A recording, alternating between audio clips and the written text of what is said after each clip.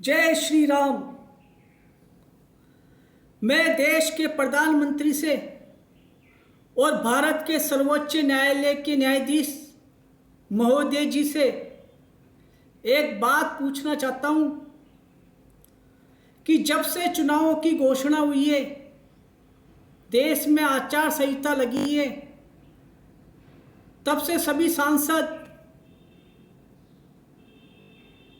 छुट्टी पे चल रहे हैं, अपने अपने क्षेत्र में जाकर के जीतने की तैयारी कर रहे हैं या अपनी अपनी पार्टी को जिताने की तैयारी कर रहे हैं। क्या फिर भी उनको इस महीने का पूरा वेतन मिलेगा? और मिलेगा तो क्यों मिलेगा भाई? जब वो संसद में किसी प्रकार का काम ही नहीं कर रहे तो किस बात का उनको वेतन मिलेगा? जैसे मान लीजिए हमारे देश के गृह मंत्री अमित शाह जी पिछले काफी समय से कभी गुजरात में रैली कर रहे हैं, कभी केरल में रैली कर रहे हैं, कभी पश्चिम बंगाल में रैली कर रहे हैं, कभी उत्तर प्रदेश में रैली कर रहे हैं। तो वो तो काम अपनी पार्टी को जिताने के लिए कर रहे हैं, अपने अपने प्रत्याशी को जिताने के लिए रैलियां कर रहे हैं। तो क्या कोई उनकी तनख्वाह में से उन छुट्टियों का पैसा काटेगा क्या? जब अमित शाह जी बंगाल में रैली कर रहे हैं और पूरे दिन भर छुट्टी पर हैं, तो क्या उनको इस महीने वेतन दिया जाएगा? तो क्या छुट्टी काट कर दिया जाएगा क्या? मान लीजिए हमारे देश के प्रधानमंत्री मोदी जी बंगाल में रैली कर रहे हैं, तो क्या उनको इस महीने का जो वेतन मिलेगा, तो जिस दिन उन्होंने बंगाल में रैली की है उस दिन का वेतन काट करके उनको भुगतान किया जाएगा क्या? क्योंकि वो उस दिन भारत के लिए कोई काम नहीं कर रहे, देश के लिए कोई काम नहीं कर रहे, अपनी पार्टी को जिताने की कोशिश कर रहे हैं, अपने प्रत्याशी को जिताने का प्रयास कर रहे हैं और उनको वेतन दिया जाएगा भारत सरकार के खजाने में से। जैसे मान लीजिए अभी मैंने देखा कि मध्य प्रदेश के मुख्यमंत्री उत्तर प्रदेश में जाकर के रैली कर रहे हैं, तो क्या उनका एक दिन का पेमेंट काटा जाएगा?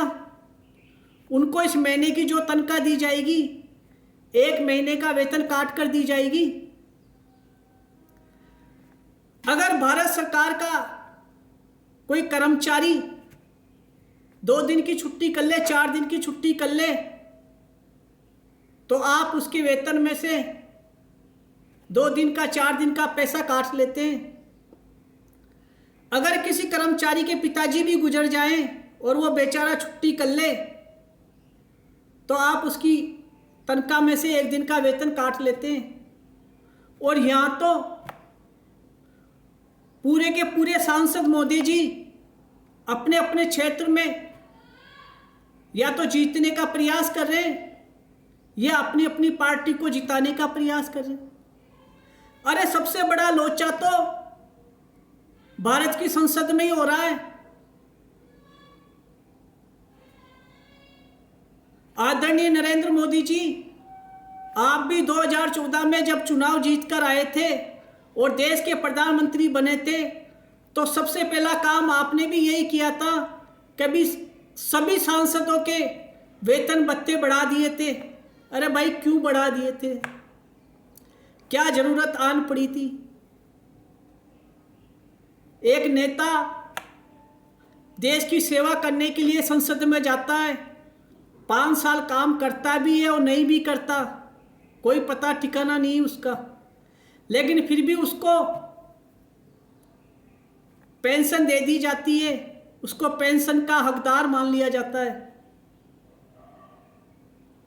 अब बताओ, आपकी ईडी, आपकी सीबीआई जगह जगह रेड मारती है, कभी उनको बोलो कि ये जो सिस्टम बना रखा है इस पे भी जाके रेड मारे, इस सिस्टम में भी सुधार करे कि जब कोई सांसद, कोई नेता, कोई मंत्री अगर छुट्टी पे रहे तो उसको उस दिन का वेतन काट करके उसकी तनख्वाह उसके खाते में डाली जाए।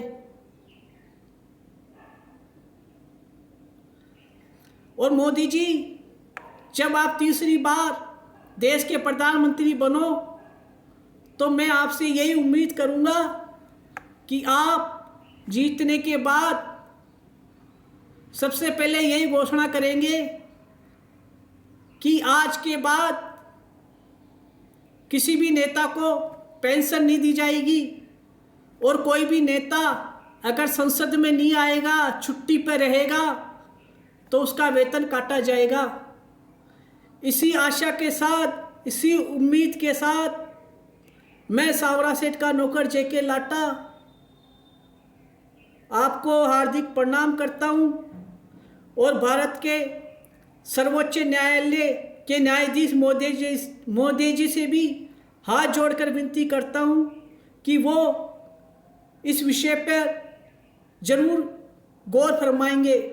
जय हिंद, जय भारत माता की।